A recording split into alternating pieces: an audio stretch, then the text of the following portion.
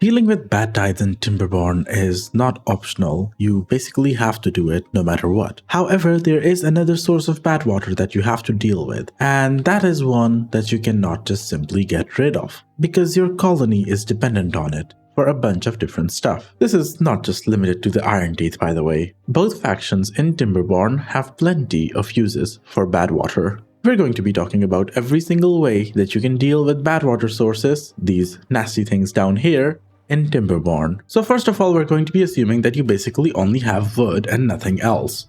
In which case your options are pretty limited, and the only thing that you can do is send the bad water off the map with something like this.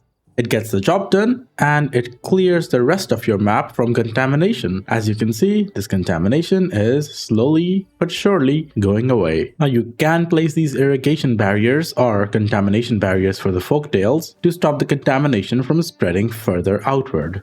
And there we go, we've just reclaimed all of this land. However, if you are in the mid/late game, then you probably have access to metals. In which case, you can significantly lower the construction time on everything by simply using overhangs in an intelligent manner. Combined with dynamites, which you should have before you get overhangs actually, you can create paths for the bad water to take wherever you want. However, keep in mind that you will need to create impermeable floors in order for the water to actually go through the channel that you create. And just like that, the bad water starts taking the path that you want it to take. Now we are playing Iron Teeth over here, and there's a reason we want to do this. Because if we come over here to the special building for bad water sources that the Iron Teeth have, it's called the Badwater discharge. And what this building does is, well, first of all, when you just place them, they close the bad water off. However, you can come over here and toggle the bad water source to be open. Then even during a drought, your bad water will keep flowing, letting you do whatever you want with it. Whether you want to generate power from it with water wheels or just collect it for the various industrial uses. Now option number 3 is for maps where you have plenty of bad water sources and you don't really need some of them. So why don't we just cap them off? But before we do any of that, let's discuss the special buildings for the folktales. The folktales get the bad water rig, which is basically a building that does two things. First of all, it obviously caps off the bad water source, but secondly, it can employ 5 workers. Oh, wait a second. But secondly, it can employ 10 workers who can collect bad water for you. By the way, bonus tip, if you have the bad water rig and you still don't have enough bad water, then just keep in mind that it is possible to basically build a couple dozen bad water pumps and generate more bad water than what the rig would be able to make you. But also keep in mind that the rig generates the bad water even during droughts, which is not something that you can do with the bad water pumps. Anyway, the folktales also have a bad water dome, which is actually pretty darn boring. All it does is just cap off the water source. You may open it, however, it does not flow during the droughts. However, if you are playing the Iron Teeth and you wish to cap off a bad water source, actually, even if you're playing folktales and you just wish to cap it off without building this incredibly expensive building, yeah, you can do it pretty cheaply. Basically, all you need to do is, let's just blow this place up so that we have some space to work with.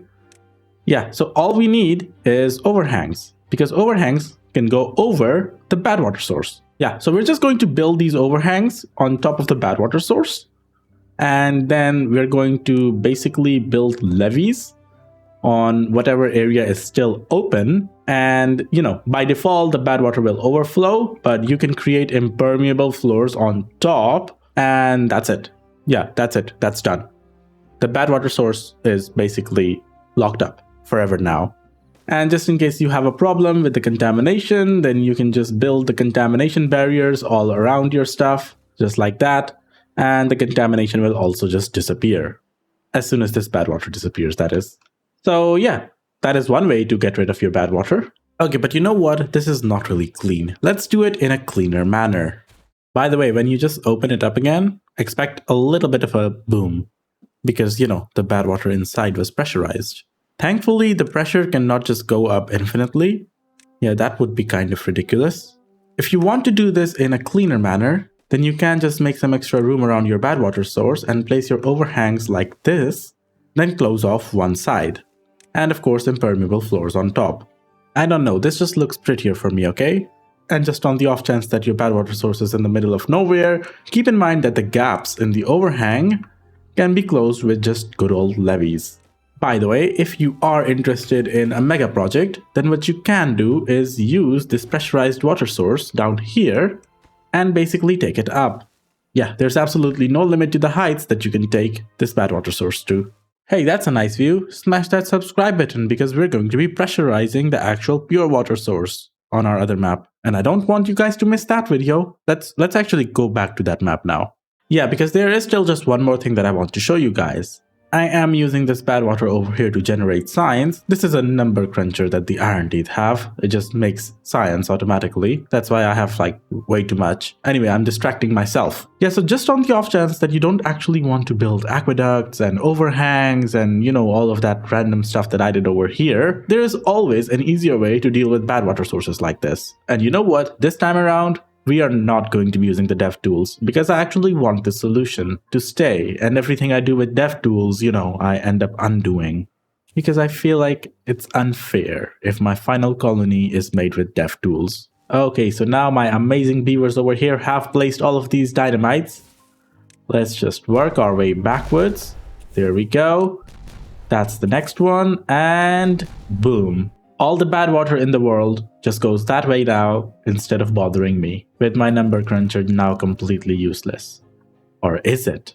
Or is it? And the final method of actually using your Badwater sources is to use them for power, because they flow during a bad tide as well. This is obviously even better for the Iron Teeth, because what we are going to be doing over here is slightly illegal. No, I'm just kidding.